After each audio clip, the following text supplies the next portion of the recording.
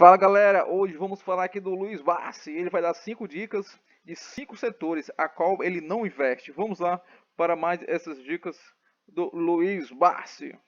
Procurado evitar são setores de atividade que historicamente demonstram que as empresas elas não mantêm um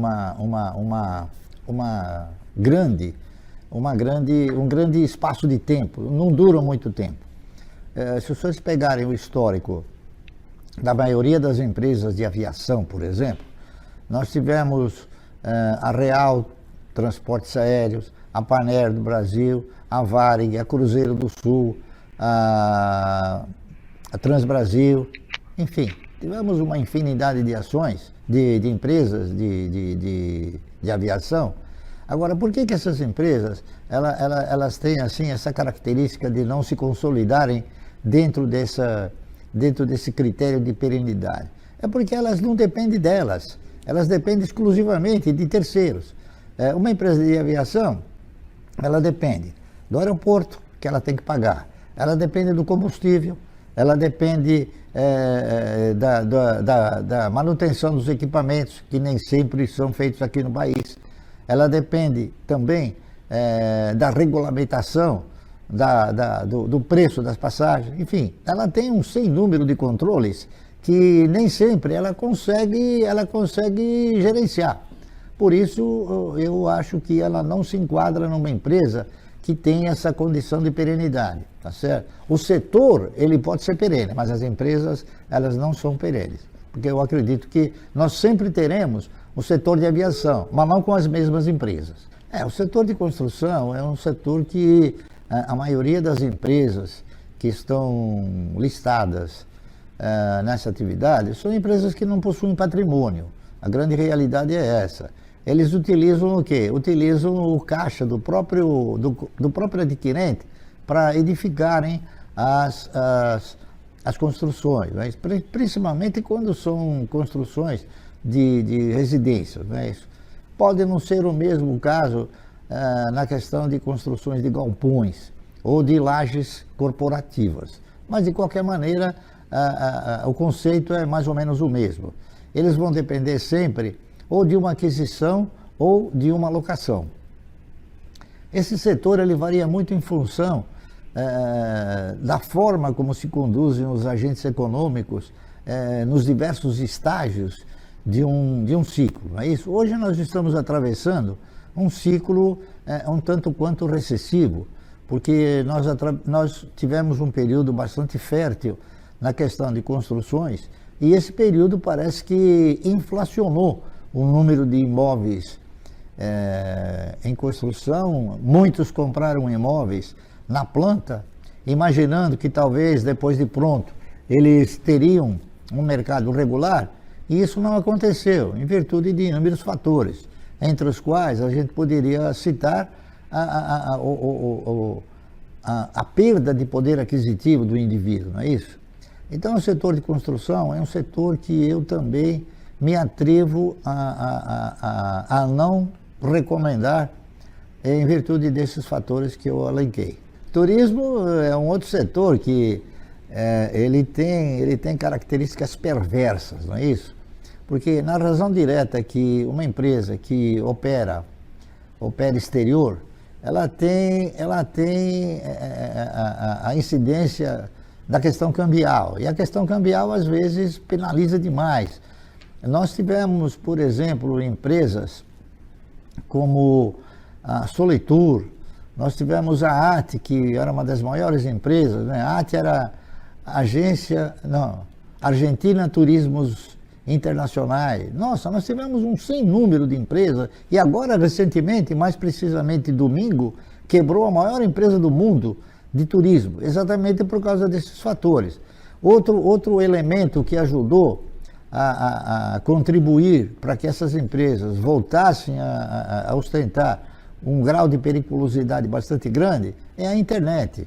Muitos agora passaram a comprar através de outros organismos que oferecem estadias a um preço mais conveniente, não é isso? E as próprias empresas de aviação. Hoje, com o número de vagas número de assentos disponíveis, eles acabam disponibilizando passagens a custos menores. E isso em virtude dessas mudanças, principalmente a mudança no dólar, não é? E também a questão dos financiamentos. É uma empresa que depende muito de financiamento, porque viagem e lazer é uma coisa que o cidadão ele procura fazer sempre pagando de uma forma parcelada, não é isso?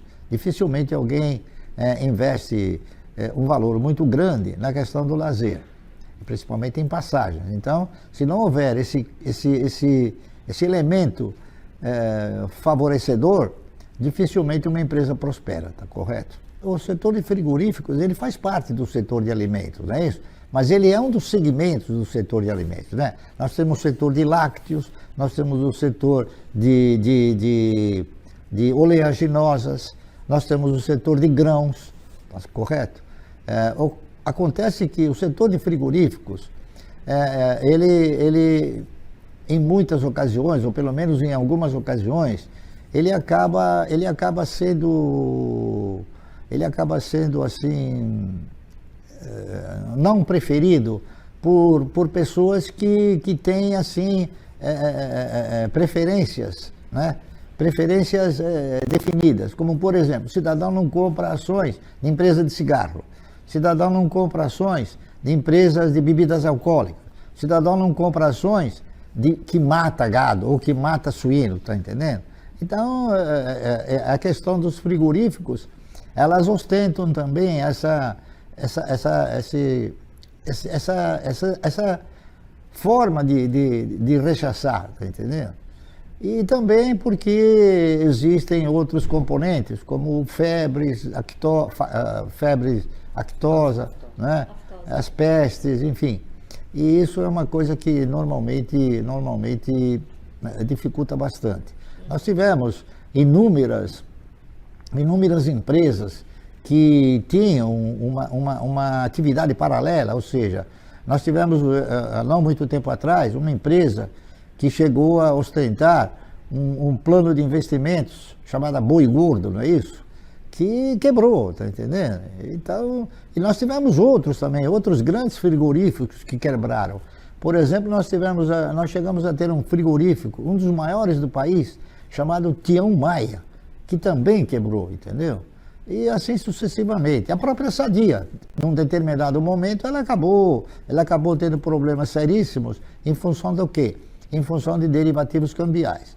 Então, é mais um setor que, muito embora o setor ele ostente a condição de perene, muitas empresas não conseguem se firmar como empresas também perenes. Bom, o varejo de eletrônicos também tem um histórico de desvantagens muito grande. Eu poderia elencar 3 ou 4, Casa Centro, Eletro Radiobras, Gearonson, não é isso? E Clipper, Mesbla, Mapping, enfim, Ultralar, todas essas empresas que tinham como atividade eletroeletrônicos, principalmente linha branca, não é isso? Foram empresas que não conseguiram se sustentar. O senhor Gears, que era o Gearonson, não é isso? Ele em uma ocasião, conversando com ele foi claro, ele disse que realmente era um setor bastante difícil de se consolidar, porque num país como o nosso, que ostentava uma inflação muito grande, períodos com inflação grande, você comprava uma geladeira por R$1.000 e vendia a geladeira por R$1.500 em 10 parcelas.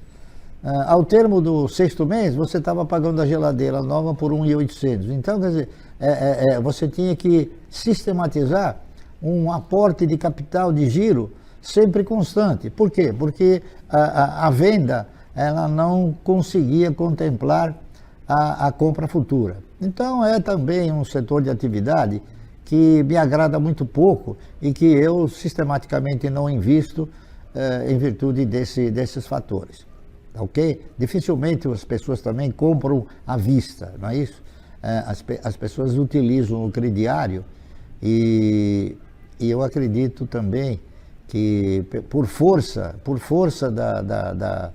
das prestações, da forma parcelada como se conduz, dependendo evidentemente de como está a inflação, o preço. É isso aí, pessoal. Isso foi as 5 dicas dos 5 setores da qual o Luiz Bassi ele não investe. Valeu, pessoal. Se inscreva no nosso canal, não se esqueça.